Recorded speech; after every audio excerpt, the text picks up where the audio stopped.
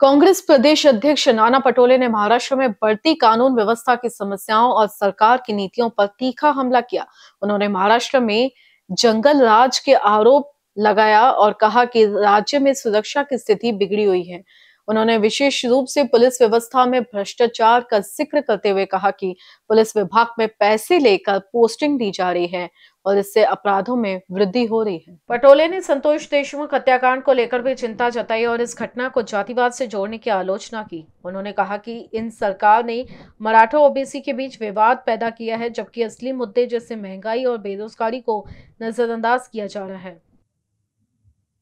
माझा मुद्दा कोण काय बोलतो त्याच्यावर नाही जायचं आहे। संतोष देशमुख हे गावचे सरपंच होते, एकदा नाही तर तीनदा सरपंच झाले, लोकनियुक्त सरपंच होते। परभणीमध्ये झालेली घटना, पोलिसांनी जे कोम्बिंग ऑपरेशन केलं त्याच्यामध्ये एका लॉ करत असलेल्या एका विद्यार्थ्याचा पोलिसांच्या बेदम मारामुळे त्याचा मृत्यू झालेला आहे। हे जे प्रकार महाराष्ट्रात घडते आहेत त्याला एखाद्या धर्माच्या किंवा जातीच्या आधारावर नेऊ नका, अशी आमची विनंती आहे। कांग्रेस नेता ने जल जीवन मिशन की आलोचना करते हुए कहा कि यह योजना प्रधानमंत्री मनमोहन सिंह द्वारा शुरू की गई थी, न कि मोदी सरकार की। उन्होंने यह भी कहा कि राज्य में पानी की स्थिति में कोई सुधार नहीं हुआ है और केवल कॉन्ट्रैक्टदारों से पैसे खाने का काम चल रहा है।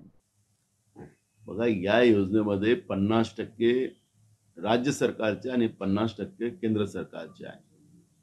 आम्ही जेव्हा या योजना केंद्र सरकार डॉक्टर मनमोहन सिंग साहेबांच्या काळात चालल्यात, 90% केंद्र सरकार द्यायचं आणि 10% राज्य सरकार द्यायचे, म्हणजे अशा पद्धतीची ही योजना होती। ही योजना काही मोदींनी महत्वाकांक्षी योजना नाही, तर अनेक वर्षापासून काँग्रेसच्या काळातही सुद्धा ही योजना चालू आहे। पण यांच्यासारख्या प्रत्येक हर घर में नल में पानी अशा पद्धतीच्या घोषणा देशाच्या प्रधानमंत्र्यांनी कधीच केल्या नाही। योगायोगानं नरेंद्र मोदीचं सरकार, त्यांच्याच विचाराचं सरकार महाराष्ट्रामध्ये आहे। बघा, हा भ्रष्टाचार कोण करताय? मोदी सरकार करते आहे की राज्यातलं फडणवीस सरकार करते आहे? त्याच्यामुळे या योजनेमध्ये गावामध्ये जे खोदून ठेवलेलं आहे, पाण्याचा सोर्स नाही, पाणी नाही, फक्त कॉन्ट्रॅक्टर आणि त्यांच्याकडून दलाली खाण्याचं काम जे सरकार करते आहे ते खरं वास्तव्य आहे। आणि अजूनपर्यंत महाराष्ट्रामध्ये अनेक गावामध्ये पिण्याचं पाणी नाही। जलजीवन योजनेचं काम पूर्ण झालेलं आहे, पण पाण्याचा सोर्स नाही, अशी परिस्थिती महाराष्ट्रामध्ये आहे। आणि जे पाईपलाईनचं काम झालं त्याच्यातही मोठ्या प्रमाणात भ्रष्टाचार झालेला आहे। खासदार लंकेने जे सांगितलं त्याच्यातली ही वास्तविकता आहे। दावोस दौरे पर टिप्पणी करते हुए नाना पटोले ने कहा कि देवेंद्र फडणवीस को दावोस जाने की बजाय राज्य में निवेश लाने पर ध्यान केंद्रित करना चाहिए।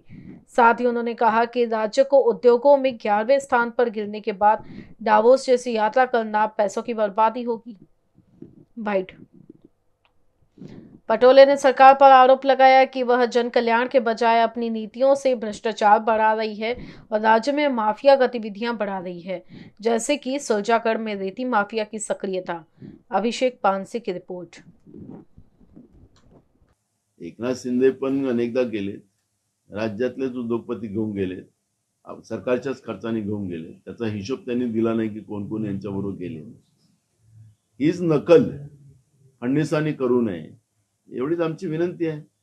राज्यामध्ये ते म्हणतात की आमचं राज्य उद्योगामध्ये 1 नंबर आहे देशातलं। आता तर आपल्या राज्याचा नंबर 11व्यावर गेलेला आहे, आता तो अजून खाली जातो आहे।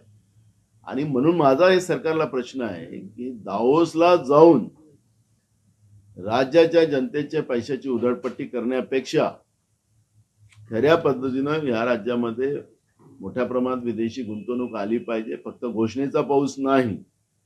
आणि महाराष्ट्रामध्ये जे बेरोजगारी मोठ्या प्रमाणात वाढलेली आहे त्या औद्योगिक व्यवस्थेच्या माध्यमातून, आणि ते हरित उद्योग असले पाहिजे, पोल्युशन वाले उद्योग नसले पाहिजेत, आणि त्या माध्यमातून मोठ्या प्रमाणात जे बेरोजगारी आहे ती संपली पाहिजे, ही भूमिका आमची आहे।